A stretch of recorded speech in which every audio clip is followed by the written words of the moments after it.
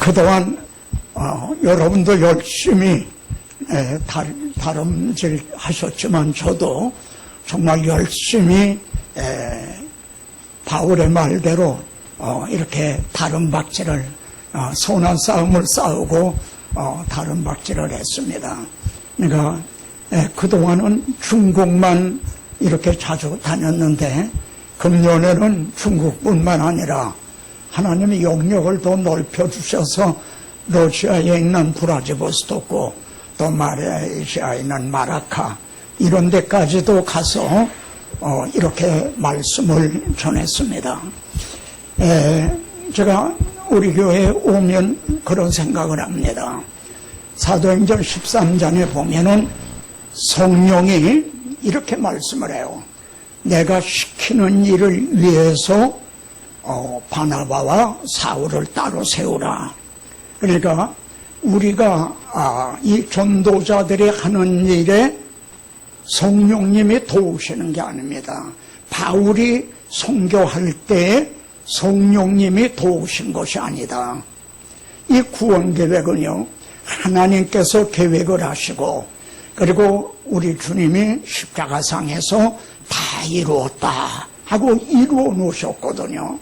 그랬는데 그 죄로 말미암아 가로막혔던 휘장도 열어주셨잖아요.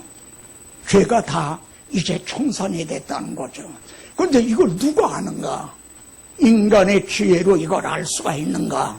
그래서 주님은 너희는 예루살렘을 떠나지 말고 내게 들은 바 아버지의 약속하신 성령님을 기다려라 이렇게 말씀했죠. 그러니까 이걸 바꾸어 말하면 너희들만 그냥 가서는 소용없다. 성령이 하시는 일이다. 그러니까 성령이 임하시면 그때는 성령이 너희를 들어 쓰신다는 거죠.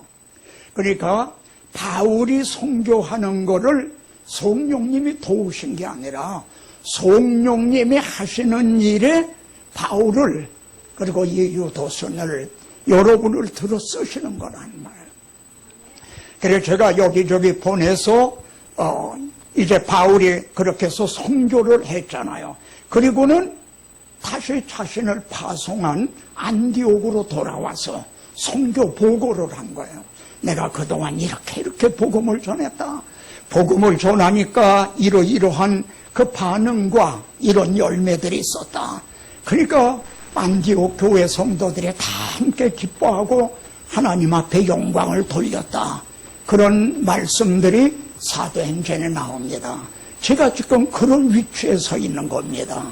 정말 제 모교회가 우리 교회고 여기서 이렇게 파송받은 하나의 선교사와 같이 여기저기 다니면서 이렇게 선교를 이제 한 거를 지금 이 시간은 여러분 앞에 보고를 하듯 제가 이렇게 선교했습니다 하는 그런 시간과 같습니다.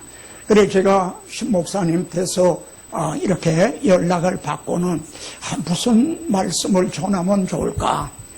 정말 전하고 싶은 말씀은 많죠. 그런 중에 내가 선교 보고를 해야 되겠다. 내가 이런 말씀을 전했습니다.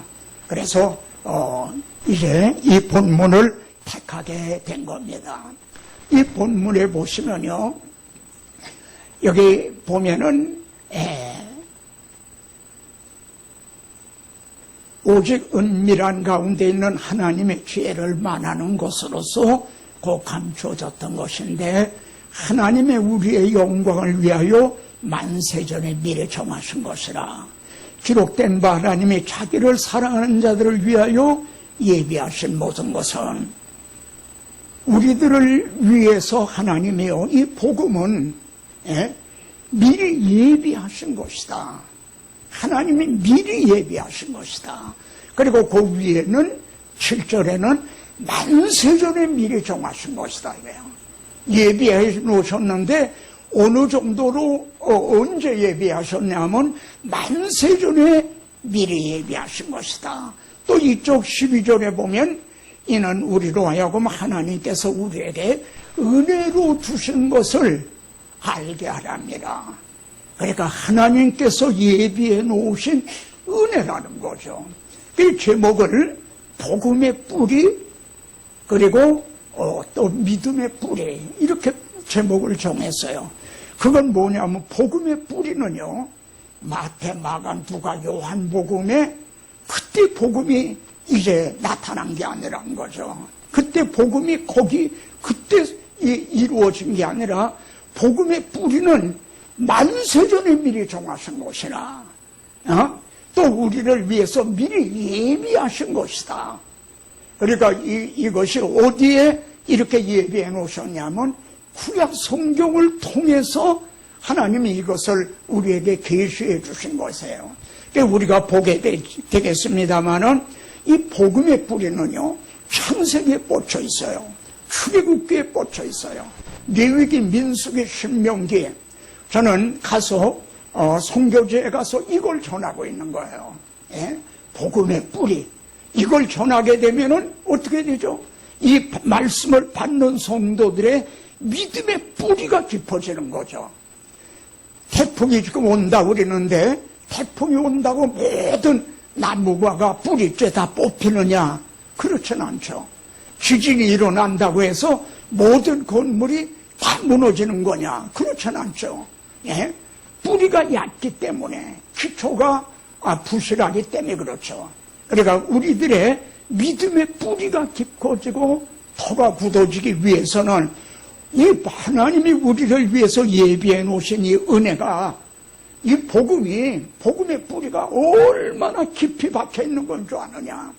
이것을 이제 믿음은 들음에서 난다고, 이걸 들을 때 우리 여러분들의 이 믿음의 뿌리도 깊어지는 겁니다. 그래 여기에 보면은 성령 2장 10절에 하나님의 성령으로 이것을 우리에게 보이셨다. 성령은 모든 것.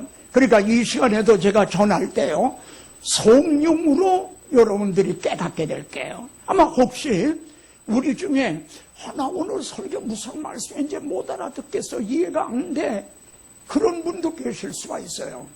예?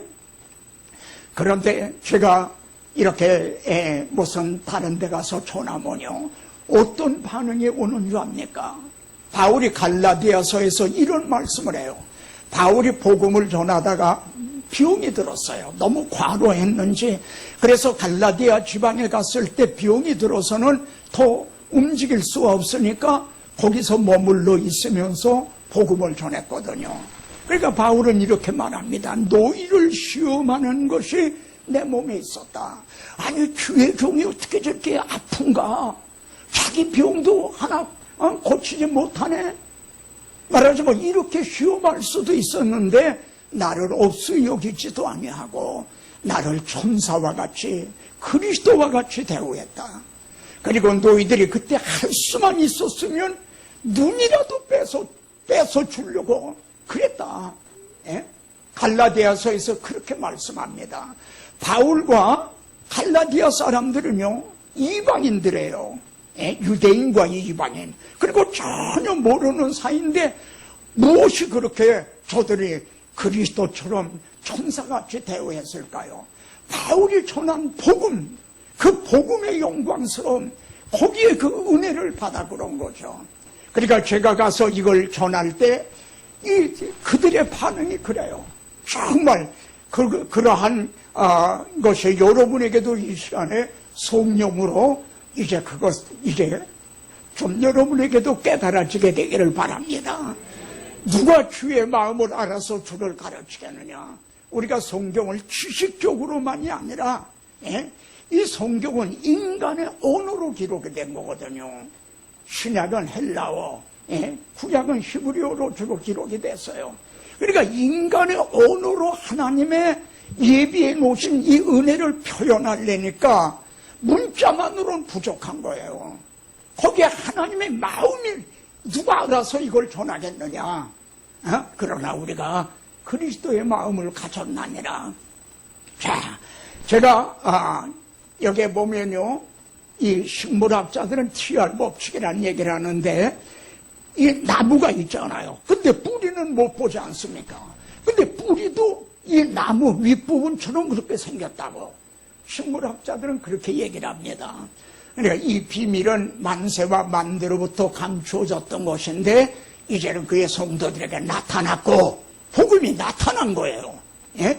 그러면 복음의 뿌리가 뭐냐?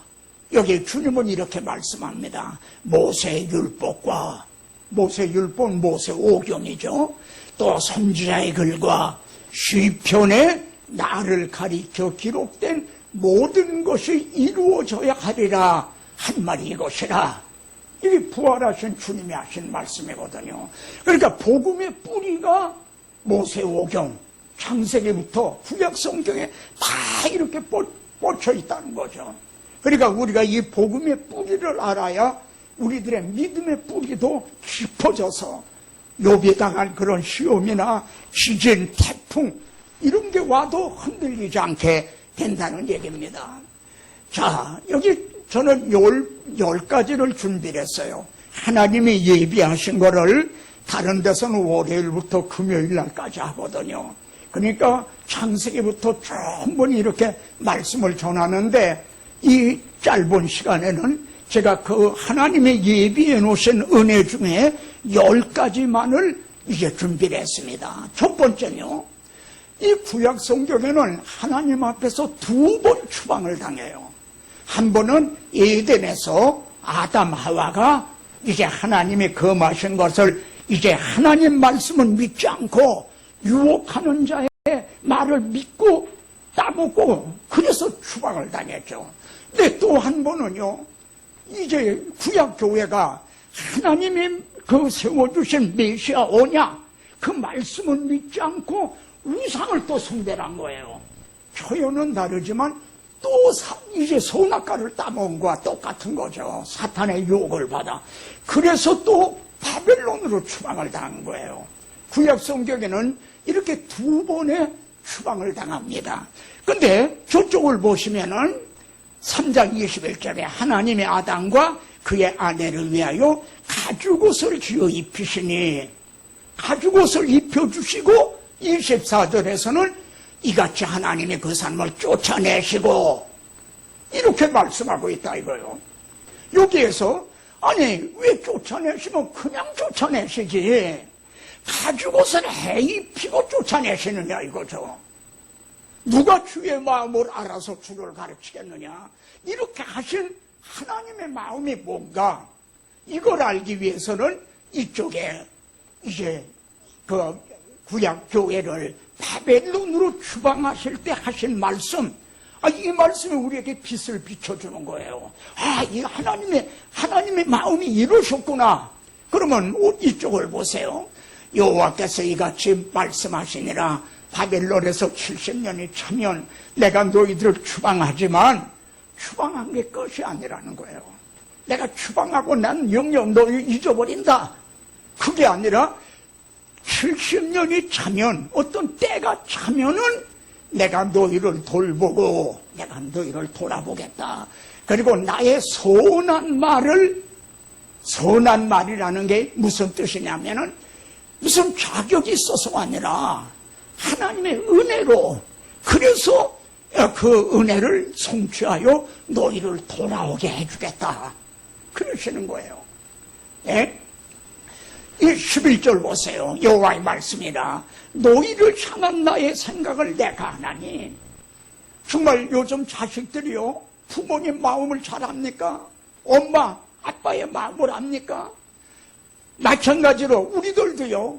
너희를 향한 나의 생각을 내가 하나니. 너희는 모르지만 지금 추방을 당하니까 이들은요. 막 하나님을 원망하고 막 비탄에 빠져있고 절망을 하고 부르짖고 그러죠. 그렇지 않습니까? 우리가 그런 경우를 당했다고 그래 보세요. 정말 얼마나 그때 그들이 비통을 했을 것인가. 그런데 그러니까 하나님을 원망도 하고 불평도 하고 그랬겠죠. 그런데 하나님은 너희를 향한 나의 생각을 내가 하나니. 너희는 모르지만 내가 하나니. 뭐냐면 편안이요 재앙이 아니라 이거예요. 너희들에게 오히려 편안을 주기 위해서 그리고 너희에게 미래와 희망을 주는 것이라. 이게 개정인데 개혁성경에는 소망을 주려는 것이라 이렇게 되어 있어요. 이거는 희망이라고 하지 않고 소망이라고 그냥 놔뒀더라면 더 좋았을 것 같아요. 너희들이 미리 장래에 소망을 주려고 내가 그리는 거다. 이것이 하나님의 마음이에요. 아담 하와를 추방한 것도 쫓아내신 것도 끝이 아니에요. 우리 주님이 뭐라고 그러셨어요? 이 땅에 오실 때 나는 잃어버린 자를 나는 찾아서 그들을 데리고 하나님께로 돌아가게 하려고 나는 그래서 왔다. 그렇게 말씀하지 않았습니까? 그러니까 하나님이 우리에게 향한 그것은 편안이지 어떠한 경우에도 재앙이 아니에요. 자기 아들을 아끼지 않고 내어주신 하나님인데 여러분도 지금 크고 작은 문제들이 있을 거예요.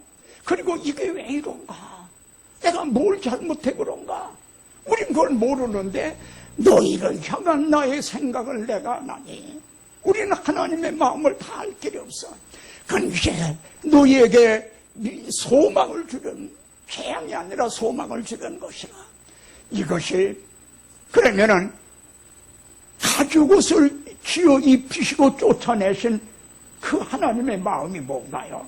결론부터 말씀드리면요, 우리들에게 의의 옷을 입히셔서 이게 칭의죠. 의롭다고 여겨주시는 의의 옷을 입혀서 돌아오게 해주시겠다는 거죠. 그럼 의의 옷이 칭의가 의롭다 함을 얻는 게 어떻게 돼서 우리가 의롭다 함을 얻었습니까? 마치 보라 세상 죄를 지고 가는 하나님의 어린 양이로다. 자기 아들을 십자가에 못 박아 가죽을 벗기듯 해서 예수 그리스도의 구속으로 말미암아 속량으로 말미암아 우리가 값없이 의롭다함을 얻은 자 되었나니라. 로마서에서는 그렇게 말씀하는 거죠. 그러니까 이대로 하면은 내가 내 아들의 가죽을 벗겨서 그래서 너희들의 그 벌거벗은 그 수치를 가리워줘서 그래서 너희를 돌아오게 하려는 것이다. 너희를 향한 나의 생각을 내가 하나니 편안히요 재앙이 아니라 참 미래에 소망을 주려는 것이라. 이것이 첫 번째 하나님께서 우리를 위해서 예비해 놓으신 은혜인 겁니다. 이것을 성령이 우리에게 깨닫게 해주시는 거예요. 그리고 이 말씀을 듣는 여러분에게 지금 성령이 여러분에게 믿음을 주세요. 그래서 여러분의 믿음의 뿌리가 깊어지는 거야. 그리고 또 하나님의 이 사랑을 성령님이 여러분의 마음에 부어주세요. 우리에게 주신 성령으로 말미암아 하나님의 사랑이 우리 마음에 부은 바가 되리니 지금 이 시간에 말로만이 아니라 성령이 역사하셔서 여러분에게 믿음을 주시고 여러분 마음에다 하나님의 사랑을 부어주신다. 자, 좀 넘겨주시죠. 안 넘어가네요.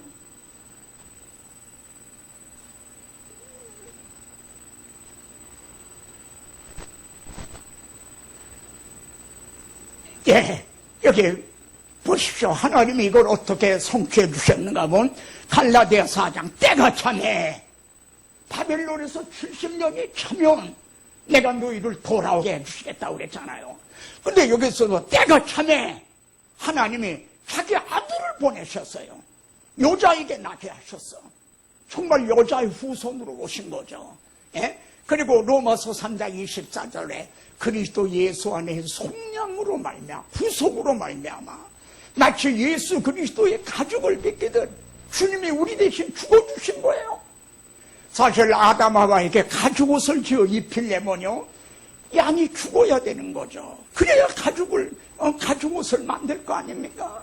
죄는 아담 하와가 몸했는데 그들의 벌거벗은 수치를 가리워주기 위해 죄 없는 양이 대신 희생을 당한 거죠. 여기에서도 때가 되매 하나님이 그 아들을 보내사 여자에게 낳게 하시고 그래서 그리스도 예수 안에는 속량으로 말미암아 하나님의 은혜로 값없이 의롭다 하심을 얻었다. 값없이 여러분에게 지금 가죽옷을 입혀주셨다. 예? 이것이 하나님께서 우리에게 예비해 놓으신 은혜예요. 하나님은 그걸 성취해 주셨죠.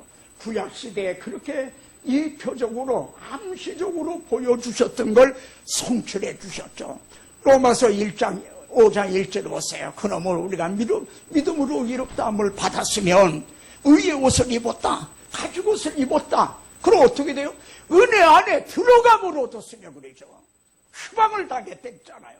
이제는 이 가죽 옷을, 의의 옷을 입고 은혜 안에 들어가는 거예요. 언제 들어갑니까? 지금 예배 드릴 때 우리는 몸은 여기 있지만 우리 믿음은 하나님의 은혜 보좌 앞에 나가는 거예요.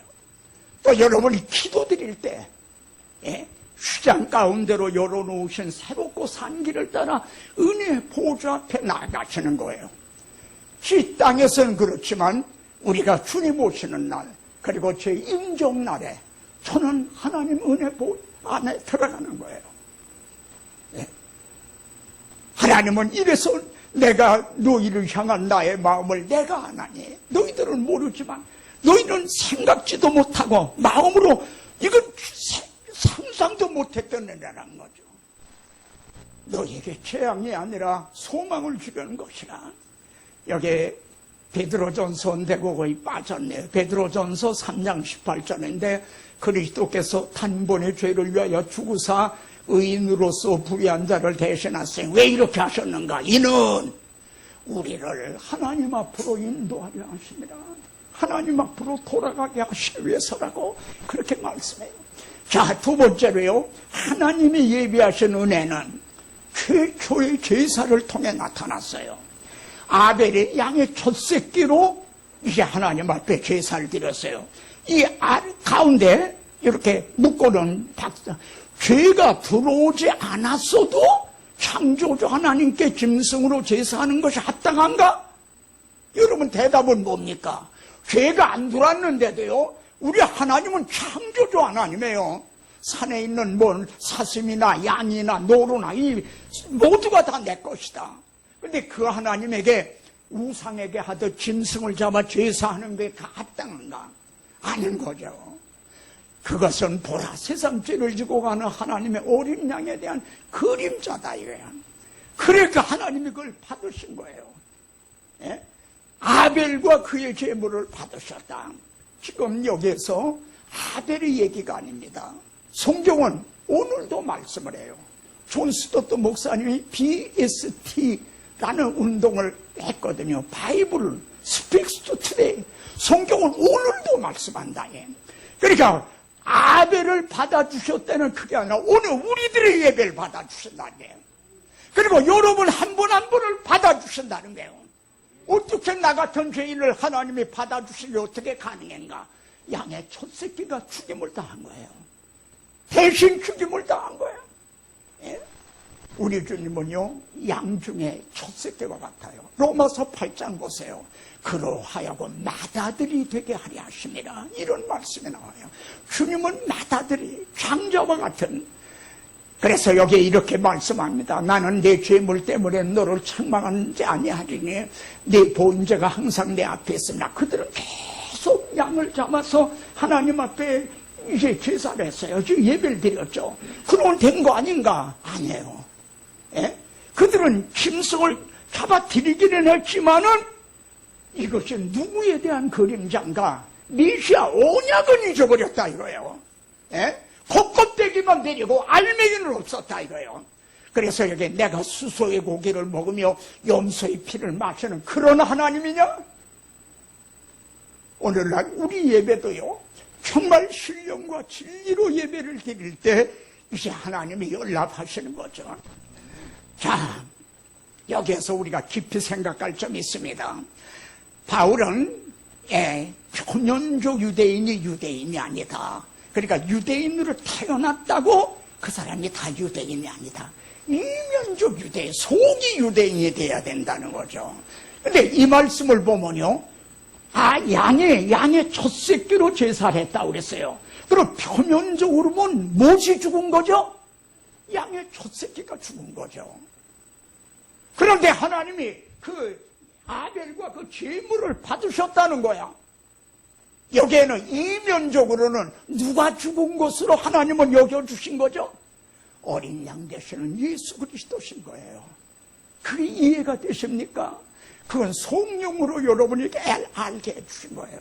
그렇죠. 아마 불신자들이나 그런 사람들에게 이 얘기를 해보시죠. 전혀 알지 못해. 육에 속한 사람은 성령의 일을 받지 아니하나니 그들은 미련하게 보이고 깨달을 수도 없다. 이것이 믿어진다면 여러분 속에 성령이 깨닫게 하신 거예요. 그러니까 표면적으로는 양의 첫 새끼가 죽었지만 하나님은 이면적으로는 세상 죄를 지고 간 하나님의 어린 양이 죽으신 거예요. 그러니까 여기에 보면 생명책에 이름이 기록이 됐다 그런 얘기 나오죠. 그럼 아벨을 받아주셨다. 그럼 아벨의 생명책에 기록이 됐을까요? 안 됐을까요? 기록이 된 거죠. 그럼 어떻게 해서 아벨의 이름이 생명책에 기록이 되게 됐나? 어린 양의 죽임을 당하심으로. 예수 그리스도가 예수 우리의 구속으로 말미암아 아벨도 그리고 그 아래 나오는 이제 노아도 정결한 짐승으로 또 아브라함도 양의 그 순양을 가져다가 이삭을 대신하여 번제 드렸다는 예? 이때 이들의 이름은 생명책에 기록이 되어 있어요. 예? 그런데 어떻게 돼서 그들이 생명책에 이름이 기록이 될 수가 있었는가? 죽임을 당한 어린 양 창세로 이후로 창세로부터 그러니까 우리 주님은요 창세기서부터 죽임을 당하신 거예요. 예? 그러다가 실체가 이제 복음서에서 나타난 거죠. 자, 세 번째 아벨을 받아주심이 어떻게 가능한가? 믿음으로 아벨은 의로운 자라 하시는 증거를 얻었다고 그랬잖아요. 하나님의 그 예물에 대하여 증거하심이라. 아벨이 드린 예물이 뭡니까? 양의 첫 새끼죠. 그러니까 그 양의 첫 새끼가 표면적으로는 양의 첫 새끼였겠지만 이면적으로는 그걸 이렇게 벗기고 보면 수건을 벗기고 보면 거기에는 어린 세상 죄를 지고 가는 하나님의 어린 양 예수 그리스도가 죽임을 당하신 이게 복음의 뿌리인 거예요. 그러니까 이 복음이라는 게 무슨 안윤밥집 홍두깨식으로 갑자기 나타난 게 아니다. 이 말씀을 들을 때 여러분의 믿음의 뿌리를 지금 성령의 깊이 그리고 하나님의 사랑에 부어지는 거죠. 사람이 의롭게 되는 것은 어떻게 되느냐? 오직 예수 그리스도를 믿음으로 만드는 줄 아는 거로 우리도 그리스도 예수를 믿나니. 그러니까 아벨이 의로운 자라 하는 것도 예수 그리스도를 믿음으로 의롭다함을 얻었다는 말이 돼요. 만일 여기 보시죠. 만일 아벨이 다른 방법으로 의롭다함을 얻었다면 어떻게 되나? 그리스도께서 헛되이 죽으신 거에 돼요. 아니 의롭다함을 얻는 방법이 있는데 왜 또 죽으시냐 이거요. 헛죽어 죽어야 된다. 또 하나님의 은혜를 패하는 것이 된다. 하나님 은혜 주시지 않아도 됩니다. 우리 힘으로 됩니다. 그러니까 아벨도 장차 오실 그리스도를 믿음으로 의롭다함을 얻었다는 그런 논리가 성립이 된 겁니다. 이것이 하나님께서 자기를 사랑하는 자들을 위하여 예비해 놓으신 은혜인 거예요. 자, 네 번째, 노아의 벌거벗은 모습을 보여주시는 의도. 예? 노아가 정결한 짐승, 방주에서 나온 노아가요, 정결한 짐승으로 또 번제를 드렸어요. 예? 그랬는데, 노아가 포도주를 마시고 취해가지고 벌거벗은지라. 노아는 950살이나 살았어요. 그 950년 동안에 충격한 일이 얼마나 많았겠습니까? 그걸 낱낱이 다 기록된 건가? 아니에요. 그럼 포도주 마시고 좀 벌거벗은 거 웃고 말 일 아닌가? 근데 성령님은 이걸 기록하게 하신 거예요. 구약 성경 중에 가장 육적으로 수고를 한 사람을 꼽으라면 노아일 거예요. 노아만큼 수고한 사람이 어디 있습니까? 그런 노아라도 자기 힘으로는, 자력으로는 구원을 얻을 수가 없다는 거예요. 자력으로는 아담아와 같이 벌거벗은 자에 불과하고 양의 정결한 짐승으로 번제를 드림으로, 즉 예수 그리스도로 말미암아 구속으로 말미암아 의롭다함을 얻는. 그래서 노아가 나중에 술이 깬 후에 셈과 야벳식을 덮어드렸는데 셈의 하나님 여호와를 찬양하리로다 그러잖아요. 왜 셈과 야벳을 칭찬하는 게 아니라 또 둘이 덮어줬는데 왜 셈의 하나님 야벳의 하나님이라 그러지 않고 야벳은 없어지고 셈의 하나님이라고만 그러나요? 자기의 세 아들 중에 그리스도가 셈의 줄기로 오셔서 우리들의 이 벌거벗은 수치를 가리워 주실, 이걸 보고 셈의 하나님을 찬양하는 거예요. 그럼 노아가 그걸 알았을까? 노아의 이 지혜는 몰랐죠. 그런데 하나님의 창세기에서는요, 족장들을 선지자로 들어쓰셨어요. 그래서 그들이 선지자로서 예언을 해요. 나중에 가본 야곱도 자기 12아들 중에 그리스도가 유다 지파를 통해 오실 걸 예언을 하고 있죠. 그걸 야곱이 자기 인간의 지혜로 알았나요? 하나님이 그때는 이제 족장들을 선지자로 들어쓰신 거예요. 이것이 우리에게 은혜로 하나님을 사랑하는 자들을 예비해 놓으신 하나님의 은혜예요. 우리들에게 아담아와에게 가죽 레이 빛이 의의 옷을 입혀주신 거예요. 자, 5번째 하나님의 예비하신 은혜만이에요. 여기 보면은 참 이 장면은 제게 큰 감동을 준 말씀입니다. 3장 24절에 쫓아내시고, 이게 창세기 3장 마지막 절이에요. 마지막에 쫓아내시고, 근데 4장 4절에 받으셨으나 그래요. 불과 4절 뒤에 받으신 거예요. 쫓아내시고 하고 4장 1절, 2절, 3절, 4절 4절 뒤에 받아주시는 거예요. 아니 어떻게 받아주시는 게 가능해졌는가? 양이 대신 죽어준 거예요. 예? 저 위에 보십시오. 3장에서 죄가 들어오자 4장에서 즉각 어린 양이 대신 죽임을 당해요. 그리고 받아주세요. 그리고 이 어린 양이, 계시록은 성경 마지막 장이죠. 마지막 책이죠. 22장은 마지막 장이에요. 어린 양이 22장까지, 여기 이제 보세요. 또 그가 수정같이 맑은 생명수의 강을 내게 보이니 하나님과 및 어린 양의 보호자로부터 나와서, 그러니까 이 우리에게 주어진 성경의 구조가 어떻게 됐죠? 3자에서 죄가 들어오고 그래 쫓아내물 당해요. 불과 4절 뒤에 어린 양이 죽임을 당해 하나님 앞에 제물로 드려져요. 그래 하나님이 받으셔요. 그것이 계시록 마지막 장까지 연결되어 있다. 죄가 들어오자 어린 양으로 시작하여 어린 양으로 마치는 것이 우리에게 주어진 성격이다.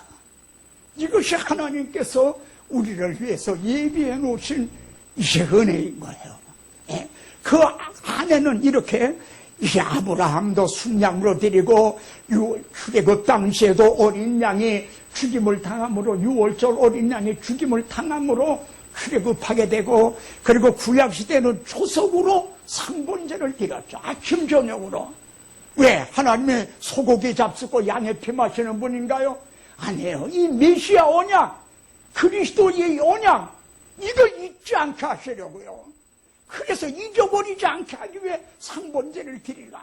그런 후에 실체이신 보라 세상 죄를 지고 간 하나님의 어린 양이로다. 그리스도가 나타나셨죠. 여기에 또 생명수의 강이 어떻게 해서 흐르게 됐죠? 이 반석을 쳐라. 그런 생수가 솟아나리라. 그리스도가 죽임을 당하심으로 그게 가능해진 거죠. 자, 6번째, 하나님은요 아브라함에게 100살의 이삭을 주셨어요. 근데 그 이삭을, 독자 이삭을 번제로 드리라. 그 명하신 하나님의 마음이 뭔가? 여기에 보면 그 일 후에 이렇게 시작이 돼요. 이건 무슨 얘기냐면요, 이제 하나님께서 여자의 후손, 즉 그리스도를 아브라함의 자손으로 보내주시겠다는 걸 여기까지요 4번이나 언약을 해주셨어요. 그러니까 아브라함도 이젠 그걸 믿었어요. 그러니까 그리스도가 이제 아브라함의 자손으로 오실 거는 분명해졌어. 근데 아직 말씀 안 한 거가 있어요. 뭘 말씀 안 했냐면, 그럼 그리스도가 아브라함의 자손으로 오셔서 어떤 방법에 의해서 천하만민이 복을 받게 되느냐, 이건 아직 말씀을 안 했어요. 한번 창세기를 다시 보세요. 어떤 방법에 의해서 바로 내 사랑하는 독자 이삭을 모리아 땅으로 가서 내게 지시하는 한 산, 거기서 번제로 드리라. 이 지시하는 한 산이 갈보리 산인 거예요. 우리 주님이 십자가 지신, 바로 하나님은 자기의 아들을 아끼지 않고 내어주실 이것을 못 이게 아브라함을 통해 그림자로 보여주시려고 그러는 거예요. 이걸 아브라함이 감당할 수 있을까? 이것이 시온이라고 나타난 거예요. 이때는요, 아브라함이 75살에 부름을 받아서 25년이 지나 100살에 이삭을 주시고, 이삭이 장작지고 올라갈 정도면 15살, 적어도 40년 동안 훈련을 받았어요. 그러니까 이제는 감당할 수 있을 것이라. 이쪽에도 보세요.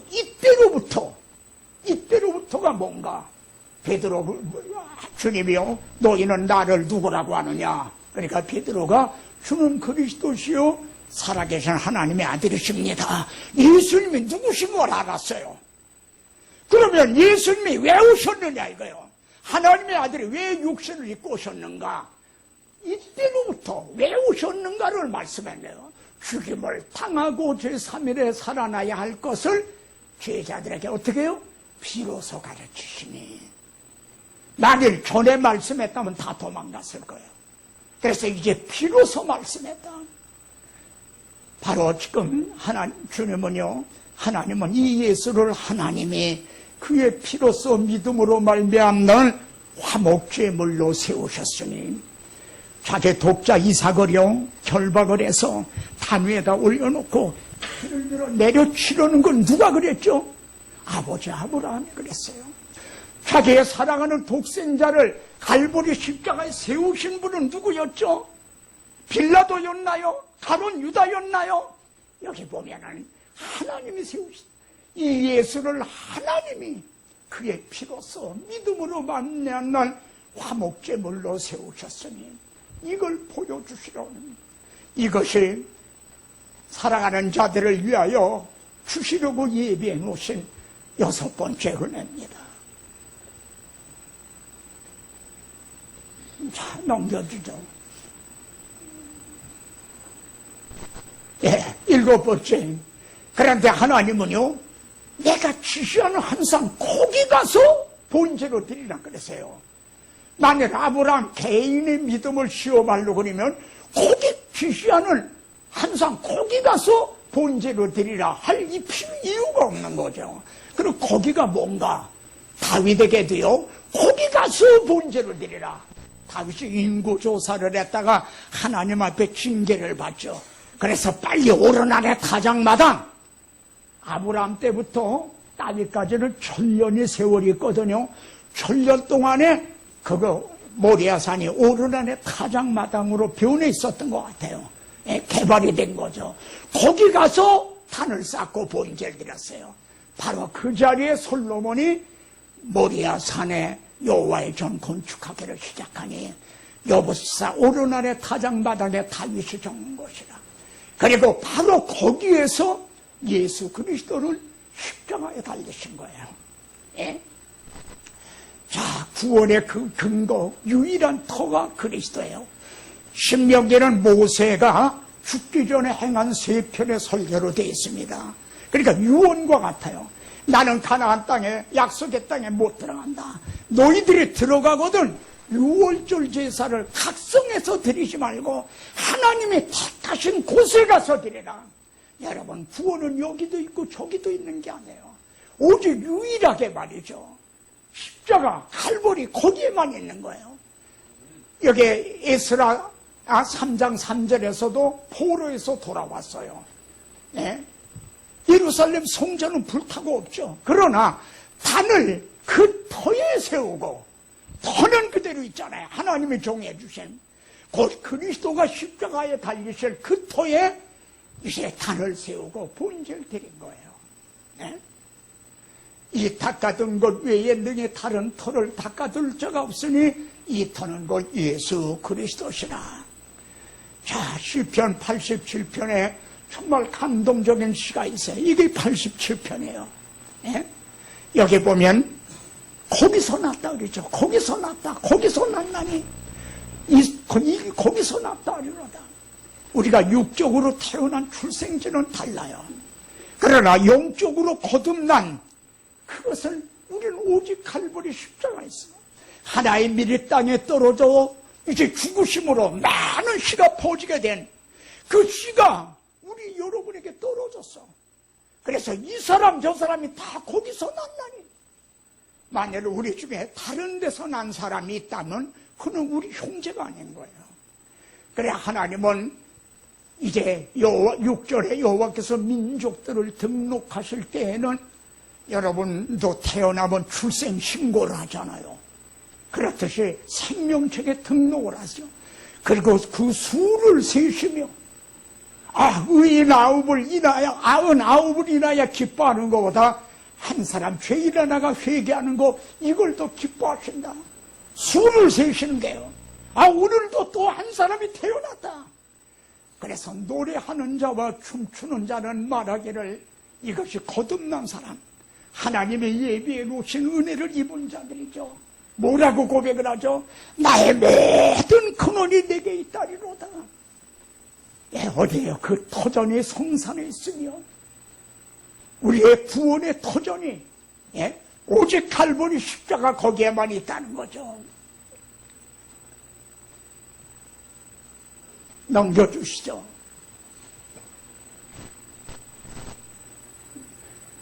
또 넘겨주시죠. 자, 9번째입니다. 출애굽기 20장 하면은 하나님이 시내산에 강림하셔서요 십계명을 주시는 장면이에요.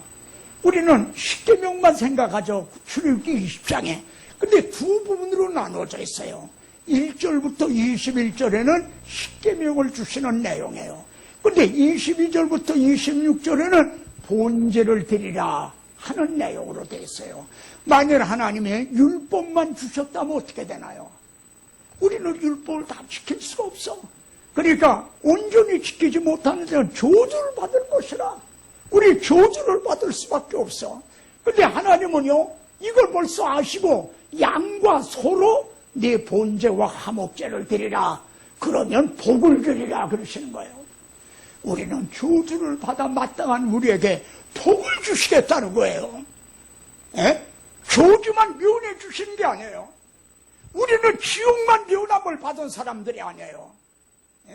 저주만 안 받는 게 아니라 복을 주시겠다는 거예요. 이게 어떻게 돼서 가능한가? 여기 나오잖아요. 해석이. 그리스도께서 우리를 위하여 저주를 받은 바 되사 그래서 양과 소로 네 본제와 화목제를 드리라. 양과 소가 죽임을 당한 거지. 표면적으로는 양이 죽임을 당했지만 하나님의 마음은 보라 세상 죄를 지고 가는 하나님의 어린 양이로다. 자기 아들의 대속을 통해서 우리에게 복을 주실 거를 말씀하는 거죠. 그리고 여기에 이렇게 말씀합니다. 내가 돌로 제단을 쌓거든 다듬은 돌로 쌓지 말라. 이렇게 말씀한 하나님의 마음이 뭔가요? 다듬은 돌로 쌓아야 정성이 들어가고 보기도 좋고 그런 거 아닌가요? 그런데 내가 정으로 그것을 쪼으면 부정함이니라. 왜 그렇습니까? 이 단 위에서 드려진 본제가 누구에 대한 그림자입니까? 우리의 구원은 예수 그리스도께서 단독적으로 단번에 완성하신 거지 우리가 뭔가 거기다 첨부해야 되는 게 아니라요. 정으로 쫓듯이 바울 당시에는 할례를 받아야 구원 얻는다 그랬죠. 그러니까 너희들 그러다 저주를 받는다. 얼마나 이것이 자기를 사랑하는 자들을 위하여 예비하신 하나님의 은혜입니다. 우리 마지막 10번째 보십시다. 하나님의 예비하신 은혜는요, 시내산에 이제 강림하신 하나님은 십계명 율법만 주신 것이 아니라 송소를 그들을 시켜 나를 위하여 지어라. 그런데 식양 설계대를 따라 지어라 그러셨어요. 만일 율법만 주시고 성막을 주시지 않았다면 어떻게 되죠? 율법을 통해 죄를 깨달습니다. 내가 죄를 깨달았어. 근데 어디가 이걸 해결을 받을 데가 없어요. 성막이 없으면 본제단도 없잖아요. 그리고 물두멍, 죄를 씻는 물두멍도 없잖아요. 속죄소도 없잖아요. 예? 내가 병든 걸 알았는데 의원이 없는 거예요. 그러니까 율법은 문제와 같아요. 속박은 해답인 거예요. 여러분, 속박을 주시지 않았다면, 이 말은 예수 그리스도를 보내주시지 않았다면 같은 질문이에요. 만일 예수 그리스도 임마누엘 그리스도를 보내주시지 않았다면, 오셔서 이제 칼보리 십자가에 담당해 주시지 않았다면 우리들은 영영이 소망이 없는 거죠. 하나님은 벌써 그걸 아시고 너희 대대로 지키지 못하게 되면 속죄들을 되거나 그러면 구원을 얻게 된다. 자, 지금까지 말씀드린 건요, 전적으로 하나님께서 우리를 위해서 예비해 놓으신 은혜예요. 하나님이 다 해주신 거예요. 그리고 우리가 해야 될 일은 뭔가? 3대 절기, 유월절, 오순절, 초막절, 이게 3대 절기죠. 그때 일을 통해 나와요. 첫째요, 유월절에는요, 유월절 제사를 드리되 2일 동안은 무교병, 곧 고난의 떡을 그것과 함께 먹어라. 고난의 떡을 먹으라 그래요. 그리고 이 고난의 떡이라는 건 우리들이 복음과 함께 받아야 될 고난인가? 주님이 받으신 고난인가? 어느 것 같아요? 주님은 누가복음에서 이렇게 말씀합니다. 내가 고난을 받기 전에 너희와 함께 이 유월절 먹기를 원하고 원하였노라. 이날이 마지막 유월절이에요. 그리고 첫 번 성찬이에요. 예? 그리고 주님은 이건 내 살이다. 갖다 먹어라. 이건 내 피다. 갖다 마셔라. 이게 고난의 떡이에요. 내 살을 먹지 아니하고 내 피를 마시지 아니하면 너희의 생명이 없다. 여러분, 우리가 먼저 해야 될 건 교회 여러분이 나오셔서 먼저 주의 일을 하는 게 아니에요. 이 고난의 떡을 먹어야 돼요. 주님의 살을 먹고 주님의 피를 마시는 복음을 받아야 돼요. 하나님의 예비해 놓으신 이 은혜를 받아 먹어야 돼. 그러지 않으면 소용없어요. 고난의 떡을 먼저 먹어야 돼요. 두 번째요. 그런 후에 오순절에 내 하나님 여호와 앞에 77절을 지키되 성령이 임하시면 내 증인이 되라 그랬죠. 그때 차원하는 예물을 드리고 비로소 드리는 거예요. 몸밖에 드릴 것 없어 이 몸 바칩니다. 그때 헌신하게 되는 거죠. 그 다음에 초막절은 주님의 재림으로 완성이 되죠. 유월절은 주님의 십자가로, 오순절은 성령 강림으로, 그리고 초막절은 이제 절기 끝날, 말하자면 유대인들이 광야 생활한 것을 기념하는 건데, 지금 우리가 영적으로 하면 이제 나그네와 같은 삶을 살고 있는데 주님의 오심으로 이제 초막절에 그것이 끝나죠. 그때는요, 절기를 지킬 때는 너와 내 자녀와 노비와 내 성중에 거주하는 레위인과 객과 고아와 과부가 함께 즐거워하되 내 하나님 여호와께서 내 모든 소출과 네 손으로 행한 모든 일에 복 주실 것이니 너는 어떻게 해요? 온전히 즐거워할지니라. 그날에는 기뻐 뛰며 주를 보리라. 주 예수 세상에 다시 오실 그날엔 무성도 변화하여 주님의 영광의 그 모습을 다 함께 보며 주 찬양하리. 완전히 기뻐하는 거예요.